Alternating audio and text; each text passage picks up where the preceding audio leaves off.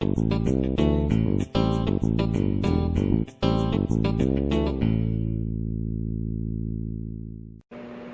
I want to go over the table saw, but first we need to take a minute and talk about shop safety. First, remove any jewelry. Second, secure any loose clothing. So roll up long sleeves, tuck in any jewelry, necklaces, tie back long hair. Be sure you're wearing closed-toed shoes, and most importantly, be wearing safety glasses. Let's get started. Let's start by talking about the parts of the table saw.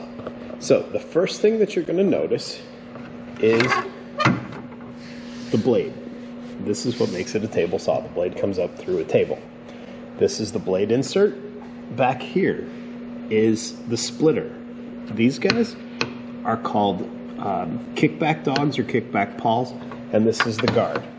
Whenever possible, you want to keep the guard down. It's mostly for a visual reference, but if you know you keep your fingers outside this guard area, you're going to keep your fingers. Next, over here is the fence, and it slides back and forth. There's a ruler here, and this is how we use to adjust the fence. We'll talk about that in a minute. Down here, this knob raises and lowers the saw blade, depending on if you turn it clockwise or counterclockwise. I'll lift the guard up so you can see it a little bit better. As I turn it counterclockwise, blade goes down. As I turn it clockwise, the blade comes up. You're going to want to set the saw blade to not more than about 1/8 of an inch above the piece of wood that you're cutting. So the thickness of the wood that you're cutting, you want this set so that it's right about 1/8 of an inch. The reason for that is it just helps minimize if you were to slip and get your hand in there, it won't necessarily amputate fingers. It does make it a little bit harder to cut because it's pushing down as it goes through here, but overall it's much safer because you have less blade exposed. So before you use it, always come over, raise and lower the saw blade to the correct height. The knob over here tilts the saw blade. So if you see the gauge down on this in the front, this gauge, you can actually turn this. And as we turn that handle, you can see the needle move. And what that translates to is it tilts the saw blade so that if you wanted to cut something at a 10-degree angle, you'd set it to 10 degrees. The saw blade's now set at 10 degrees. We usually don't cut at angles all that often, so most of the time it's at 0.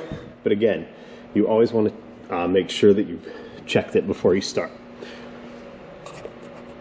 The cut that we're going to go over today is a ripping cut, where you cut the length of the board.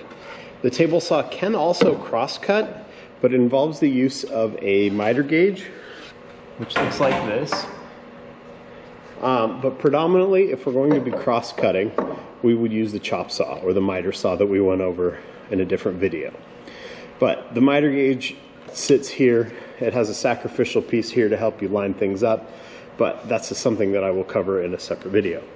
But for today, we are going to focus on this ripping cut.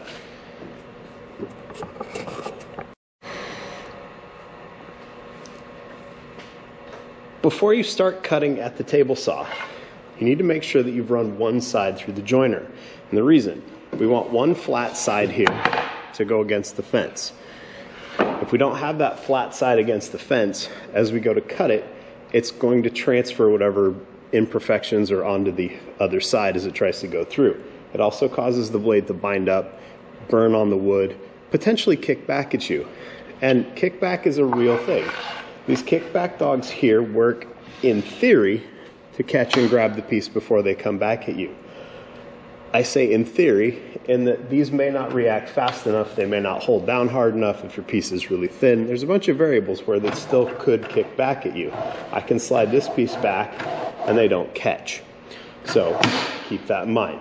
They do need to be here, and you do need to use the guard. Now, after you've run your piece through the joiner, you come over to the table saw.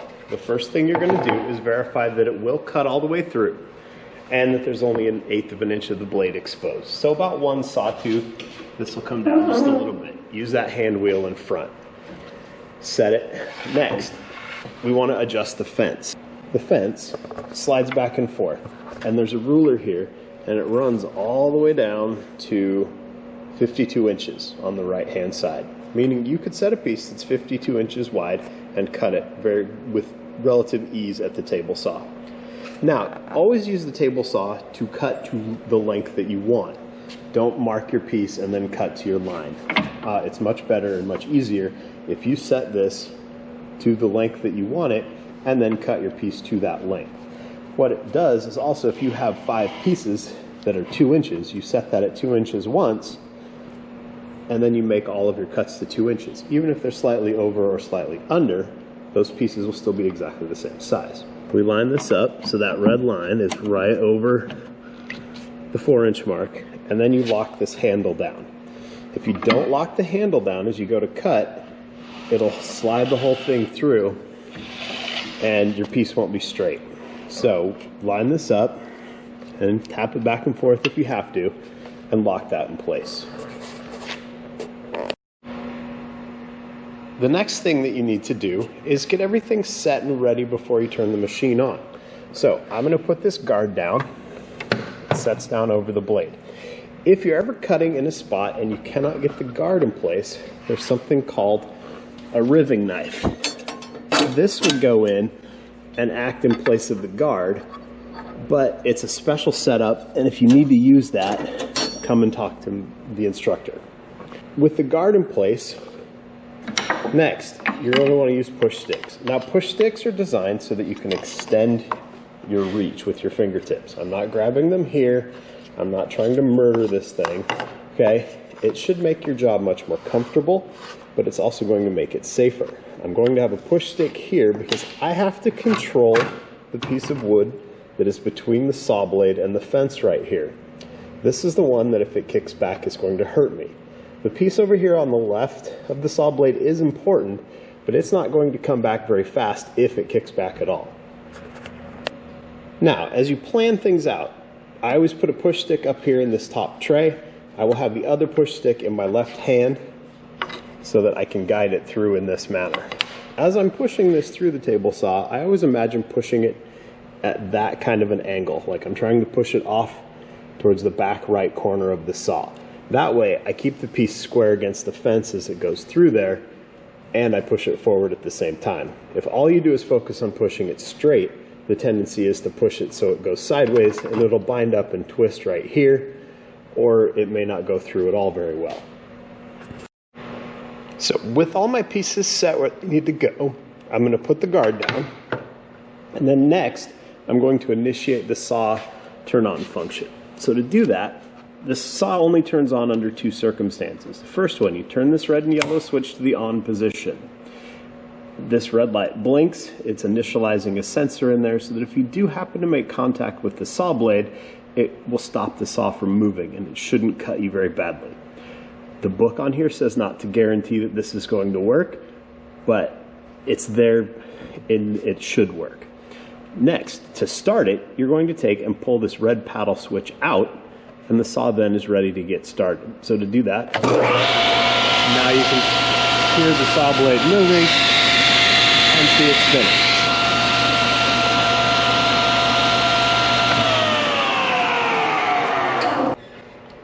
Now, as I get ready to run my piece through the saw, there's some other things that you need to be aware of, and one of those is body position.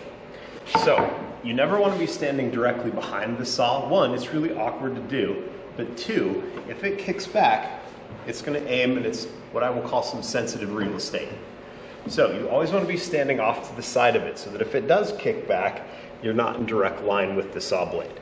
Then, as you are using it, you're going to have a push stick in your left hand pushing sideways. You never push sideways past the front of the saw blade. So right here, I would never push onto the saw blade there because all that's going to do is cause it to bind up. I'll push sideways and I will feed it with my hands until it's all the way on the table, at which point I will grab the other push stick and feed it through that way. Now, as I push things past, you want to be sure that you push everything all the way past the saw blade here. It'll stop cutting once it's here in the middle, but if you leave it hanging here, there's a chance that if something bumps, it'll cause it to kick back. So you always push it all the way past, ideally push it all the way off the table, but at least push it past, like to the O right here on the fence. Once it's there, it's clear of the blade. You can go ahead and then turn the machine off. And you do that by reaching down and pushing that red button. Now you can also turn it off, keep your hands on it, and use your thigh to bump that off, and that works just fine. Also, with that, because you can bump it with your thigh and turn it off, you need to be aware of your body position again so that you don't lean on that halfway through the cut. If it stops while you're mid-cut, don't worry, let the blade stop moving, take your piece back out, reset everything, and start it again. Now, with everything set, we're gonna go ahead and make a cut. We reach down, we turn it on. Push stick in my left hand. Eyes watching what I'm doing. Holding it with my right hand. And I very gently feed it through that.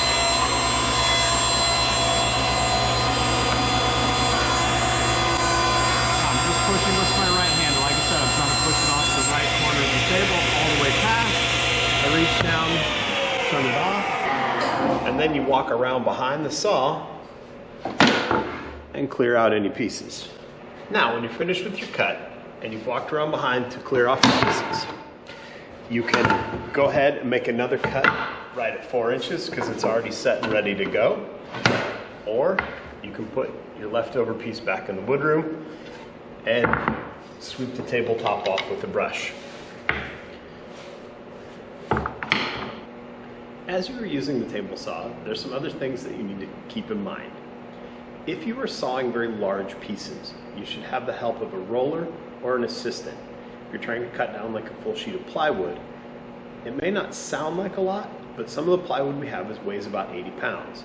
Now, you might be able to pick that up fairly easily over in the gym, but when it's spread out over 32 feet, it gets very difficult and can be very awkward. So always get some help on large sheets of plywood. Now, when we go from large objects to small objects, the smallest piece that I would like you to cut on here is 12 inches. If it's smaller than that, let's find a different way to cut it down.